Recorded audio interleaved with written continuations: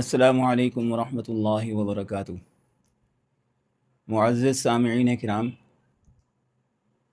آج کا موضوع جو ہے وہ میری بہنوں کی محنت سے متعلق ہے، میری بیٹیوں کی محنت سے متعلق ہے۔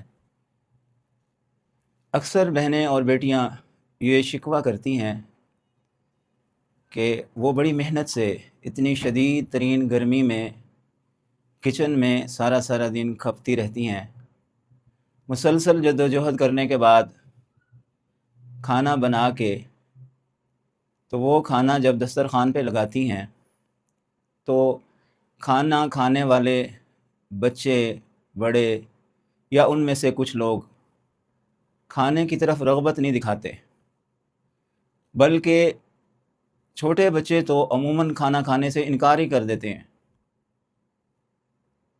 اور والدین خصوصاً والدہ جو ہیں وہ بچوں کے پیچھے پیچھے پھرتی ہیں، کبھی ڈانٹ رہی ہوتی ہیں کہ کچھ کھا لو، کبھی ان کے منت ترلے کر رہی ہوتی ہیں کہ کھانا بنا دیا ہے کھانا کھا لو، لیکن کھانے کی طرف آنے سے وہ بچے بیزار نظر آتے ہیں۔ اس کی بہت ساری وجوہات ہو سکتی ہیں، لیکن عمومی وجہ جو ہے وہ نظر بد ہے۔ کھانے پینے کی اشیاء پر عموماً بچوں کو نظر بد ہو جاتی ہے، بعض بڑوں کو بھی یہی شکوہ شکایت ہوتی ہے، تو اس کے لیے بڑی بہترین ترتیب ہے۔ اگر آپ اس ترتیب پر عمل پیرا ہو جائیں تو انشاءاللہ العزیز کھانا کھانے والے رغبت دکھائیں گے اور آپ کے اس محنت پر آپ کو داد بھی دیں گے۔ سب سے پہلے تو اس بات کا خیال رکھنا ضروری ہے کہ ہم نے کھانا بنایا کیسے۔ کیا ہم جس وقت کھانا بنانے لگے ہیں تو ان لوازمات کا خیال کیا کہ جو ضروری تھی؟ آٹا گوندتے وقت ہم نے بسم اللہ پڑھی، سر پر دوپٹہ تھا؟ اگر نہیں تھا تو اس کھانے میں برکت بھی نہیں ہوگی اور شیطان کا شر بھی شامل ہو جائے گا۔ جب شیطان کا شر شامل ہوگا تو کھانے والے لوگ بھی شر کریں گے۔ تو اس کی ترتیب یہ ہے کہ سب سے پہلے تو کم از کم اتنا ضرور کریں کہ بسم اللہ شریف ضرور پڑھیں، اور پھر کھانا جب کھانا ہے تو اس سے پہلے ایک عمل بھی کرنا ہے۔ کھانا کھانے سے پہلے جب آپ دسترخوان پہ کھانا لگانے لگتے ہیں تو اس سے پہلے ایک عمل ہے جو میں ابھی بتاؤں گا۔ یہاں پر مجھے ایک بزرگوں کا واقعہ یاد آ رہا ہے جن کو روزانہ پیارے نبی صلی اللہ علیہ وسلم کی زیارت نصیب ہوا کرتی تھی۔ وہ متقی تھے، پرہیزگار تھے، عبادت گزار تھے، تو روزانہ ان کو اللہ کے رسول صلی اللہ علیہ وسلم کی زیارت نصیب ہوتی تھی۔ ایک دن انہوں نے اپنی اہلیہ سے، گھر والی سے، اپنی بیوی سے کہا کہ دیکھو اللہ نے کتنا کرم کیا ہوا ہے مجھ پر کہ مجھے پیارے نبی صلی اللہ علیہ وسلم کی زیارت روزانہ نصیب ہوتی ہے، اور کئی سالوں سے یہ معمول ہے۔ تو بی بی صاحبہ نے مسکرا کے کہا کہ اللہ والے، یہ زیارت تو آپ کو میں کرواتی ہوں، اللہ کے حکم سے میں ایک ایسا عمل کرتی ہوں کہ جس کی وجہ سے آپ کو زیارت ہوتی ہے۔ تو دونوں میاں بیوی میں یہ تھوڑا سا جسے کہتے ہیں مذاق ہوا، تو وہ کہنے لگے کہ میری اتنی محنت ہے، میں تہجد گزاری کرتا ہوں، ساری رات اللہ کو یاد کرتا ہوں، اور پھر سوتا ہوں تو مجھے پیارے رسول صلی اللہ علیہ وسلم کی زیارت نصیب ہوتی ہے، اور تو کہہ رہی ہے کہ میں یہ زیارت کروانے کا سبب ہوں۔ تو اس بیوی نے ان بزرگوں کو چیلنج کر دیا، کہنے لگی کہ آج رات آپ کو زیارت نہیں ہوگی۔ تو بزرگوں نے فرمایا اچھا دیکھتے ہیں۔ اس رات اور زیادہ انہوں نے کثرت سے عبادت کی اور درود پاک بھی کثرت سے پڑھا، لیکن وہ زیارت نصیب نہیں ہوئی۔ اب ان کا معمول تھا روزانہ، ان کے معمول میں تھا کہ روزانہ ان کو زیارت ہوتی تھی، تو صبح اٹھ کے کہتے ہیں کہ تیرا ناز جائے، کیا ہوا، کیا تم نے کر دیا کہ میری زیارت بند ہو گئی؟ تو ان بی بی صاحبہ نے، ان کی اہلیہ نے آگے سے جواب دیا کہ جس سبب تو زیارت کرتا ہے وہ سبب یہ ہے کہ جب سے میں تمہارے گھر آئی ہوں ایک دفعہ بھی میں نے تمہارا کھانا بغیر وضو کے نہیں بنایا۔ یعنی کہ وضو کر کے کھانا بنانے کی اتنی برکت ہے کہ کھانے والے اللہ کے ولی بن جاتے ہیں،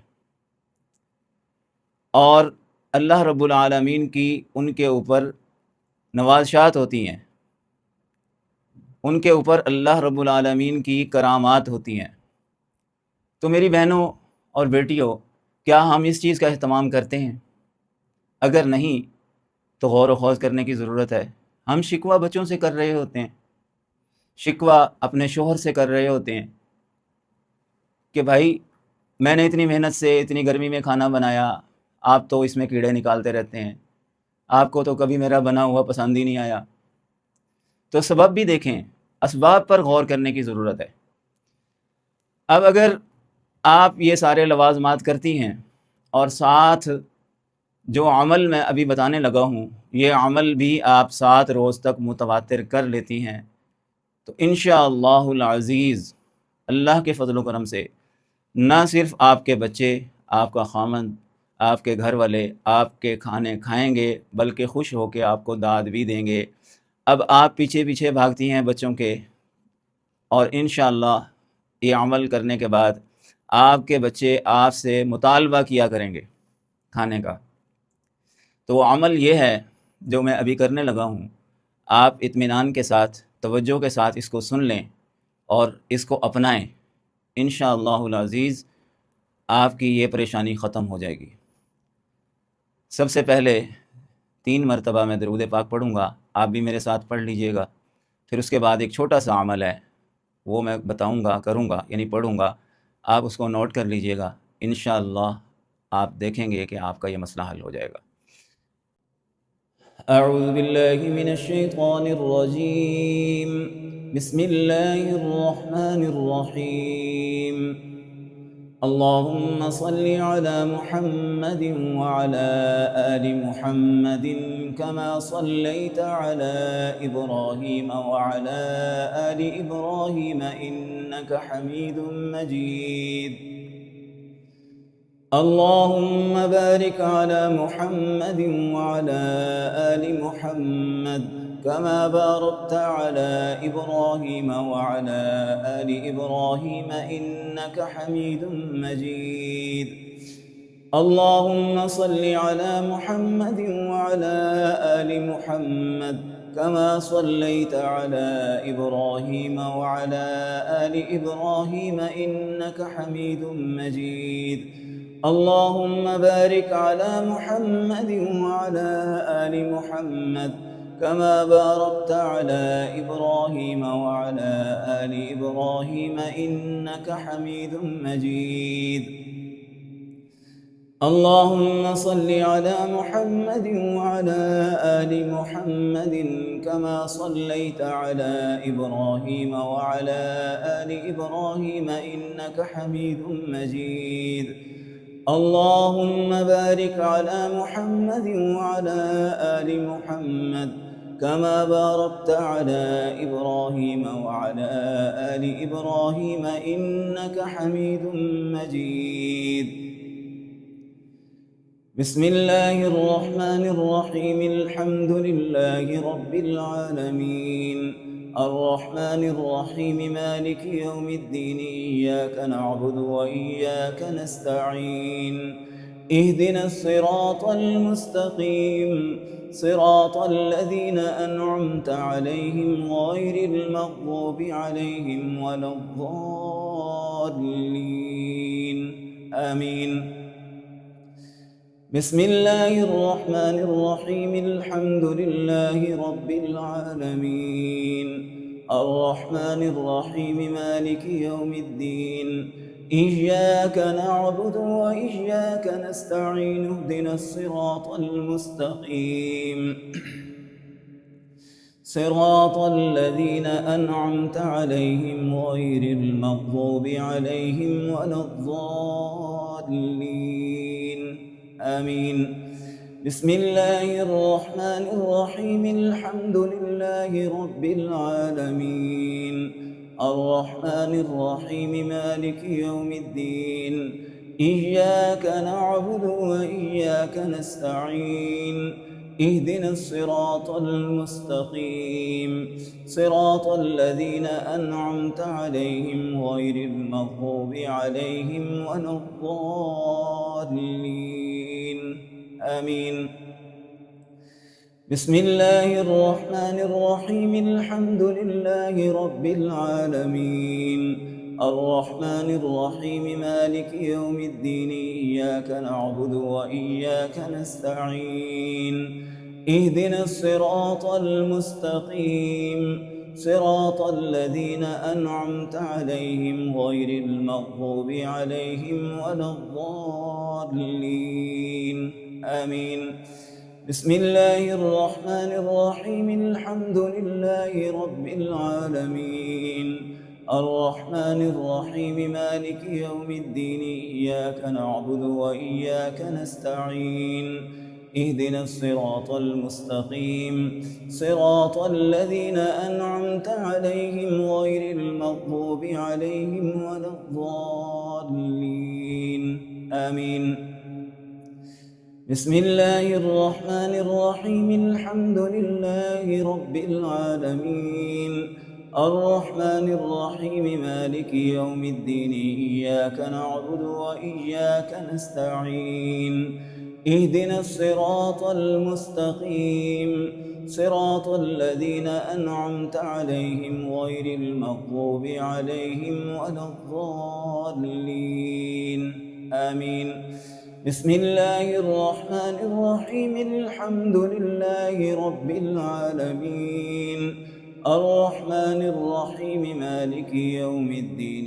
إياك نعبد وإياك نستعين، اهدنا الصراط المستقيم، صراط الذين أنعمت عليهم غير المغضوب عليهم ولا الضالين، آمين. بسم الله الرحمن الرحيم.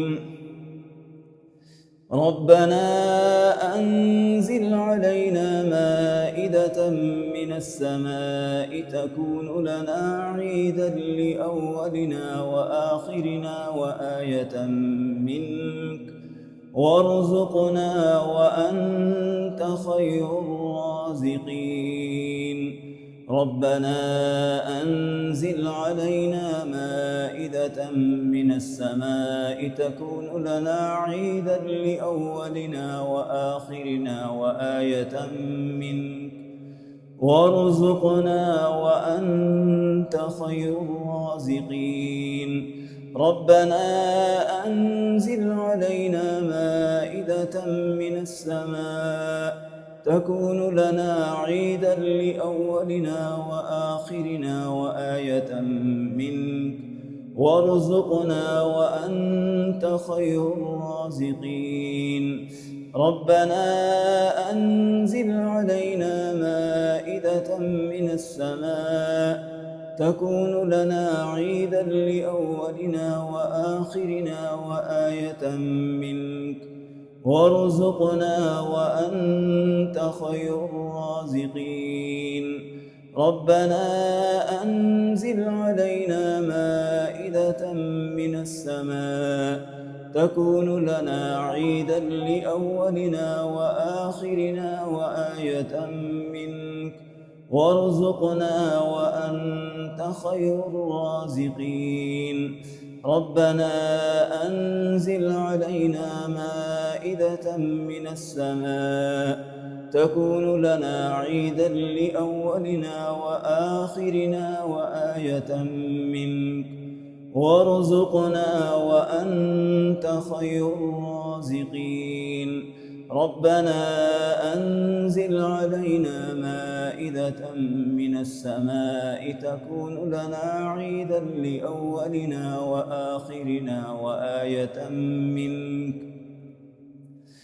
وارزقنا وأنت خير الرازقين. بسم الله الرحمن الرحيم.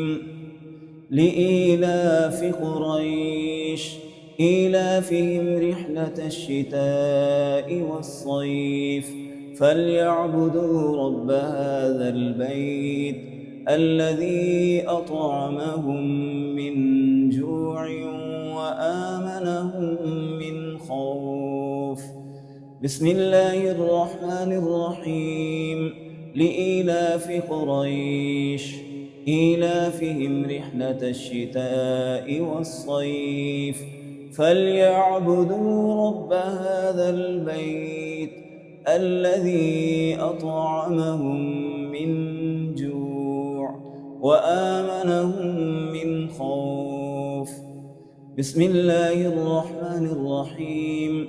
لإيلاف قريش إيلافهم رحلة الشتاء والصيف فليعبدوا رب هذا البيت الذي أطعمهم من جوع وآمنهم من خوف.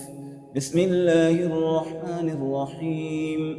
لإيلاف قريش إيلافهم رحلة الشتاء والصيف فليعبدوا رب هذا البيت الذي أطعمهم من جوع وآمنهم من خوف. بسم الله الرحمن الرحيم.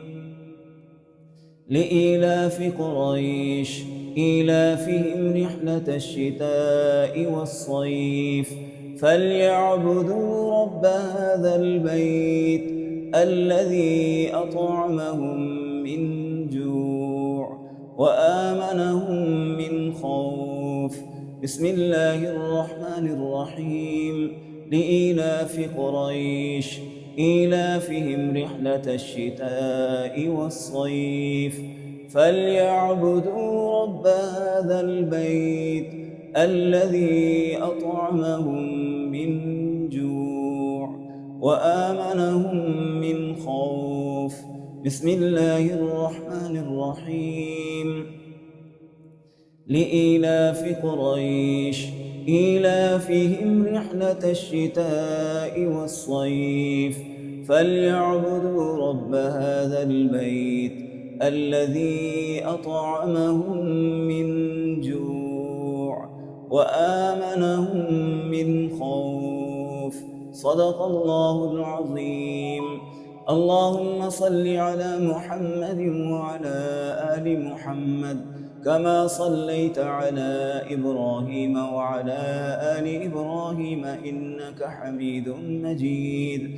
اللهم بارك على محمد وعلى آل محمد كما باركت على إبراهيم وعلى آل إبراهيم إنك حميد مجيد. اللهم صل على محمد وعلى آل محمد كما صليت على إبراهيم وعلى آل إبراهيم إنك حميد مجيد. اللهم بارك على محمد وعلى آل محمد كما باركت على إبراهيم وعلى آل إبراهيم إنك حميد مجيد. اللهم صل على محمد وعلى آل محمد كما صليت على إبراهيم وعلى آل إبراهيم إنك حميد مجيد. اللهم بارك على محمد وعلى آل محمد كما باركت على إبراهيم وعلى آل إبراهيم إنك حميد مجيد. जी, ये तरतीब है. इसको करना कैसे है? کہ آپ جب کھانا بنا لیں تو یہ 7 مرتبہ سورہ فاتحہ یعنی سورۃ الشفا، اور اس سے پہلے 3 بار درود شریف، 7 مرتبہ سورۃ الشفا یعنی سورۃ فاتحہ، اور اس کے بعد ربنا انزل علینا مائدہ والی دعا، یہ بھی 7 مرتبہ، پھر سورۃ القریش 7 مرتبہ، اور پھر آخر میں 3 مرتبہ پھر درود شریف پڑھ کر آپ کھانے پر دم کریں یا کھانے پر ہاتھ رکھ کے یہ پڑھ لیں، یعنی روٹیاں جو آپ نے بنائی ہیں ان کے اوپر ہاتھ رکھ لیں، ہنڈیا کے اوپر ہاتھ رکھ لیں، جب بن چکا ہو کھانا تو اس کو پیش کرنے سے پہلے ایسے دونوں ہاتھ اس کے اوپر رکھ کے پڑھنا شروع کر دیں۔ باقاعدگی کے ساتھ 7 دن یہ عمل کریں۔ اگر آپ کے گھر میں سے کوئی معدے کا مریض بھی ہے تو انشاءاللہ العزیز اسی عمل کی برکت سے اس کا معدہ بھی ٹھیک ہو جائے گا اور وہ ہر چیز کھانا پینا شروع کر دے گا، اور بچے جو ضد کرتے ہیں، کھانے سے دور بھاگتے ہیں، وہ بھی انشاءاللہ کھانے کی طرف دوڑے چلے آئیں گے۔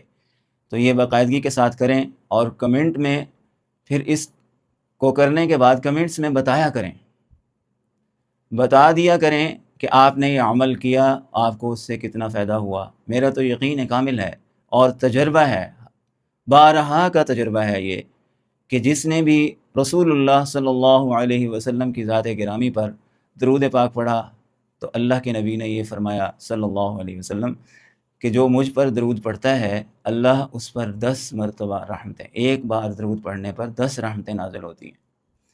اسی طرح رسول اللہ صلی اللہ علیہ وسلم نے سورۃ فاتحہ کو سورۃ الشفا قرار دیا، اور ربنا انزل علینا یہ اللہ سے التجا ہے، اللہ سے التجا کر لی، اللہ سے مانگ لیا کہ ایسا کھانا نازل فرما دے ہمارے لیے کہ جو ہمارے لیے عید یعنی خوشی کا باعث بن جائے، تو کھانے والے خوش ہوں گے انشاءاللہ۔ اور سورۃ قریش کا عمل، اس میں سورۃ قریش کا عمل خاص طور پر زیادہ اہمیت کا حامل ہے کہ سورۃ قریش میں الذی اطعمہم من جوع، اللہ فرما رہے ہیں کہ وہ ذات ہے، یعنی اللہ وہ ذات ہے کہ جو ہمیں بھوک میں کھلاتی ہے۔ آپ یقین کے ساتھ اس پر غور و خوض کر کے، اللہ پر بھروسہ کر کے 7 روز تک یہ عمل کریں، انشاءاللہ آپ کا کھانا بنایا ہوا خوشی سے کھایا بھی جائے گا اور آپ کی تعریف بھی ہوگی۔ السلام علیکم ورحمۃ اللہ وبرکاتہ۔